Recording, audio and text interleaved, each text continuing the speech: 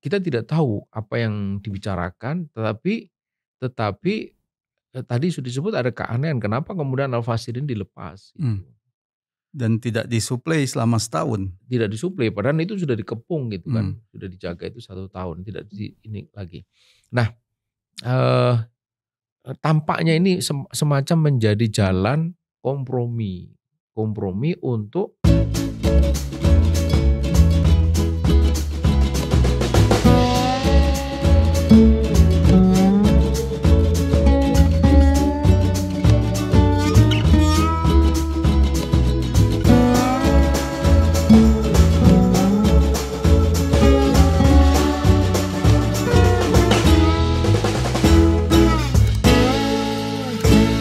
Bismillahirrahmanirrahim. Assalamualaikum warahmatullahi wabarakatuh.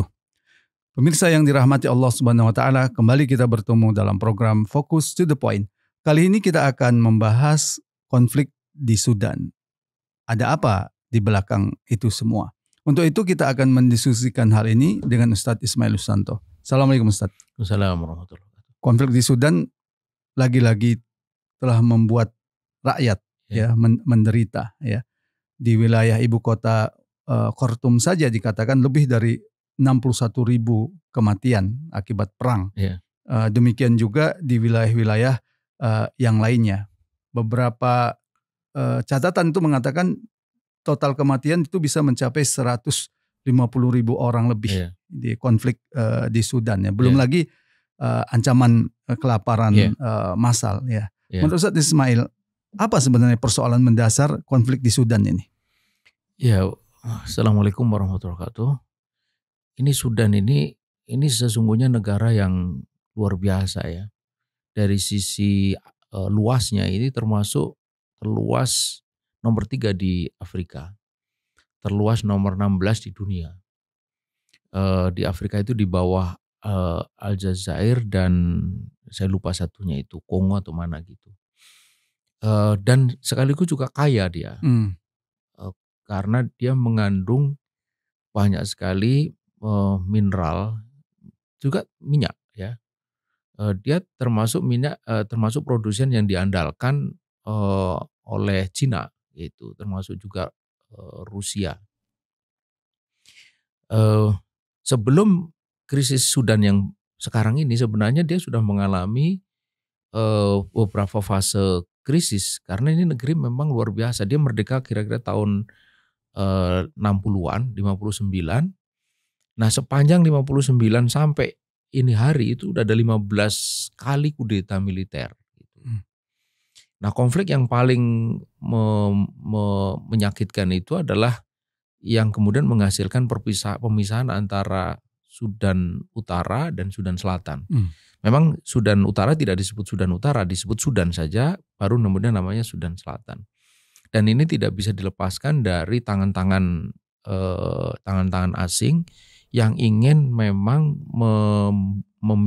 membelah Sudan itu khususnya di bagian selatan itu karena dia memang majority itu Kristen. Jadi Muslim itu hanya kira-kira 18%, sementara Sudan Utara itu mayoritas Muslim. Hanya kemudian terjadi persoalan yang sangat krusial itu bahwa ternyata 75% cadangan minyak itu ada di selatan. Sementara seluruh infrastruktur produksi termasuk distribusi di utara. Gitu. Coba bayangkan ya bagaimana mengambil minyak sementara alatnya ada di utara. Alat punya utara tapi nggak punya sumbernya gitu. Dan itu sampai sekarang nggak selesai.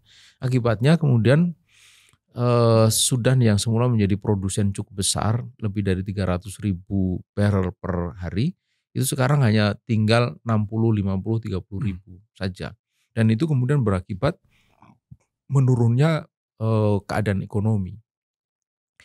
Sudan itu pernah pernah mengalami pertumbuhan ekonomi tertinggi di dunia, sampai 17% itu pada masa sebelum pemisahan itu sekitar tahun 2000-an oleh karena booming minyak tadi itu. Tapi setelah pemisahan kemudian mengalami penurunan luar biasa. Itu satu. Nah, kemudian yang kedua itu selepas kudeta Presiden Muhammad Bashir tahun 2011 kalau tidak salah itu selepas 2019 kalau tidak saya lupa tahunnya, itu memang kemudian dibentuk RSF gitu, Rapid Support Force. Jadi semacam pasukan pendukung yang itu sebenarnya waktu itu digunakan untuk memperkuat kemampuan pertahanan Sudan gitu. Itu resmi sebenarnya. Nah, tapi yang kemudian terjadi adalah ini pasukan itu bergerak, boleh disebut pakai istilah tak terkendali gitu. Dia memiliki akses sendiri untuk pengadaan senjata, termasuk ini yang paling krusial adalah ketika dia punya akses juga kepada sumber ekonomi, yaitu tambang emas. Yang tambang emas itu sebagainya kemudian diekspor ke Rusia dan kepada Uni Emirat Arab. Pemimpin RSF itu ada di Uni Emirat Arab di sana dan mendapatkan pasokan senjata dari sana. Karena emasnya sebagian besar diekspor ke sana. Nah, akibatnya kemudian muncullah dua kekuatan ini. Antara RSF dengan SAF. SAF itu Sudan, itu ada angkatan bersenjata Sudan, ini yang resmi gitu. Dua-duanya dipimpin oleh jenderal. Sebenarnya yang SAF ini adalah dia pemimpin tertinggi, ini wakilnya gitu. Tapi tidak pernah selesai urusan ini. Jadi kalau kita lihat ini adalah ketidakmampuan internal mereka untuk menyelesaikan soal-soal yang sebenarnya bisa dibicarakan dalam bahasa kita itu baik-baik gitu. Tapi ini karena ego yang luar biasa, akhirnya bentrok dari dua kelompok yang bersenjata full, ini mengakibatkan bencana yang luar biasa gitu. Jadi Sudan itu sekarang menjadi negara yang belum lagi selesai kasus pemisahan tadi itu, ditambah lagi sekarang jadi ada 15 juta penduduknya mengungsi, ratusan ribu orang meninggal dunia. Iya, pasukan dukungan cepat RSF pimpinan Hamdan Daglo atau Hemeti beberapa waktu yang lalu berhasil menguasai kota Al-Fasir ya, ibu kota Darfur. Banyak terjadi pembantaian di sana. Tapi ada yang mengatakan bahwa ini sebenarnya bukan kekalahan ya dari pasukan tentara resmi Sudan, tapi semacam penyerahan gitu. Artinya ada indikasi tentara Sudan menarik diri secara sengaja dari Al-Fasir. Apalagi pemerintah Al-Burhan disebut-sebut tidak memberikan dukungan militer logistik kepada pasukan di Al-Fasir selama 1 tahun. Disitulah ada beberapa pihak yang mengatakan ada keterlibatan Amerika di sana untuk memecah Sudan kembali, yaitu memisahkan Darfur dari Sudan yang ada sekarang. Bagaimana pandangan Ustaz Ismail? Kemungkinan besar di situ, karena memang Sudan itu sebelum pisah itu ada 25 negara bagian itu. 25, 15 itu Sudan Utara, kemudian sisanya itu menjadi Sudan Selatan. Kemudian Sudan Utara itu mekar, dan di antara yang mekar itu adalah Darfur itu. Darfur itu menjadi 4 atau 5 negara bagian. Dan sudah lama sebenarnya di Sudan Utara itu ada konflik dengan Darfur gitu. Nah, di sana ada kota besarnya itu Al-Fasir itu. Jadi betul bahwa ini penguasaan RSF atas Al-Fasir itu terjadi setelah pertemuan kuartet ya, Amerika, Mesir, kemudian Sudan, Uni Emirat Arab dan Saudi gitu. Nah, kita tidak tahu apa yang dibicarakan, tetapi tadi sudah disebut ada keanehan kenapa kemudian Al-Fasir ini dilepas gitu. Dan tidak disuplai selama setahun. Tidak disuplai, padahal itu sudah dikepung gitu kan, sudah dijaga itu 1 tahun, tidak ini lagi. Nah, tampaknya ini semacam menjadi jalan kompromi untuk ya sudah RSF nanti mungkin dapat daerah Darfur, kemudian SAF sisanya gitu. Nah, ini akan membelah lagi gitu. Jadi sudahlah Sudan terbelah menjadi 2, sekarang Sudan Utara terbelah lagi karena memang Sudan itu sudah lama dikenal sebagai kalau pakai istilah sekarang itu negara radikal. Negara itu makanya kemudian dipotong kan selatan itu. Setelah itu kekuatannya berkurang karena sumber minyaknya di situ. kemudian utara mau dibelah lagi. Disebut negara radikal itu karena lagu kebangsaannya itu Nahnu Jundullah. Di antaranya itu Nahnu Jundullah kan Jundul Waton. Itu anunya. Dan saya kira setahu saya mungkin tidak ada ya lagu kebangsaan ini yang sampai kayak begitu gitu. Iya. Salah satu kelompok yang telah lama memperingatkan bahaya disintegrasi ini adalah Hizbut Tahrir Sudan. Tahun 2023 Hizbut Tahrir Sudan telah memperingatkan bahwa perang antara Al-Burhan dan Hemeti ini sesungguhnya adalah perang antara sesama agen Amerika. Ya. Jadi perang ini hanya menumpahkan darah rakyat Sudan demi proyek geopolitik Washington. Dan pembiaran tentara terhadap jatuhnya Darfur itu sebenarnya bagian dari skenario Amerika ini. Bagaimana Ustaz Ismail melihat ini? Campur tangan Amerika itu sangat kentara sekali. Karena di sana itu ada penasehat, saya lupa namanya itu, penasehat khusus untuk daerah itu. Penasehat pemerintah Amerika untuk daerah situ. Jadi dialah yang bekerja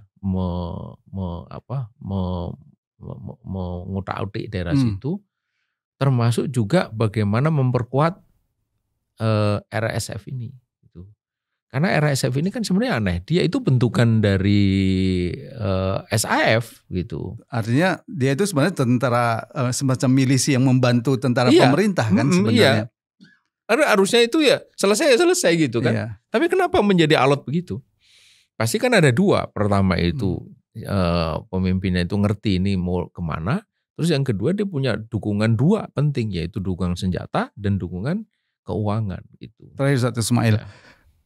Upaya memecah belah negeri Islam ini kan terus berulang ya. Sudan dipecah dari Sudan menjadi Sudan dan Sudan Selatan ya. Kemudian sekarang dipecah lagi Sudannya itu kemungkinan menjadi Darfur. Yaman juga kemungkinan Yaman seperti Selatan. itu. Ada Yaman Selatan, Yaman Utara. Irak kemungkinan dipecah berdasarkan Syiah, Sunni sama satu lagi Kurdi kan begitu. Nah, pemainnya ini kan kita sudah tahu semua ini. Pemain di belakang ini Amerika Serikat dan sekutu Eropanya lah paling tidak, atau persaingan antara mereka. Kenapa ini seolah-olah tidak terbendung Ustaz Ismail upaya memecah belah umat Islam ini? Ada dua. Yang pertama memang ini kita ibarat anak ayam kehilangan induk tidak punya rumah. Jadi jika pun ada rumah sudah tidak ada tuannya. Makanya rumah itu dengan mudah dibelah-belah gitu. Jadi nggak ada pelindung, nggak ada junah kalau dalam bahasa kita, yang melindungi wilayah, melindungi warganya, umat, melindungi kekayaannya, melindungi harkat martabat, nggak ada gitu. Jadi maka bisa dipahami kalau kemudian keadaannya begitu. Dan ini tidak berhenti loh, ini akan terus. Karena kita tahu bahwa dulu ada India, Pakistan, Bangladesh, itu Bangladesh, Kashmir gitu. Terus membelah. Jazirah Arab kan juga begitu. Jazirah itu sampai kecil-kecil mana. Qatar, Uni Emirat Arab, Bahrain, kemudian Oman itu kan kecil-kecil cuma 2-3 juta saja. Ini kalau terjadi penduduk Sudan total semuanya itu kurang lebih sekitar 47 juta. Itu kalau dibelah itu akhirnya cuma mungkin 20-10 juta kayak itu, kecil sekali. Jadi kenapa? Yang pertama itu. Kemudian yang kedua adalah bahwa memang musuh itu tahu persis bahwa di dalam tubuh umat Islam itu ada juga orang-orang yang dia punya nafsu untuk berkuasa gitu. Dan itu memang sebenarnya kan ada yang disebut ghorisatul baqo, ya hubus siyadah, naluri berkuasa itu ada. Ketika tidak ada lagi menjaga, junah tadi tidak ada, lalu ada intervensi asing mendorong mereka untuk mengambil area wilayah, mengambil kekuasaan, jadilah. Nah itu, jadi dua faktor itu. Karena itu kalau kita ingin bicara bagaimana mencegah ini supaya terjadi, ya hadirkan kembali payung ini yang akan menyatukan. Dan keras sekali kan Nabi mengatakan kalau kita ini bersatu di WM lalu ada yang memecah, fadrib unukahu gitu. Maka penggala lehernya itu kan membuktikan bahwa ini terjadi pemesan-pemesan. Jadi pecah belah itu sudah haram, apalagi pecah belah di atas pecah belah itu lebih haram lagi. Nah itu yang terjadi. Ya, terima kasih Ustaz Ismail. Pemirsa, demikian tadi kondisi yang menyedihkan di negeri Islam Sudan, dan upaya disintegrasi negeri-negeri Islam itu terus berlangsung. Ustaz Ismail tadi menegaskan satu hal yang kita tidak miliki sekarang, yaitu pelindung umat Islam.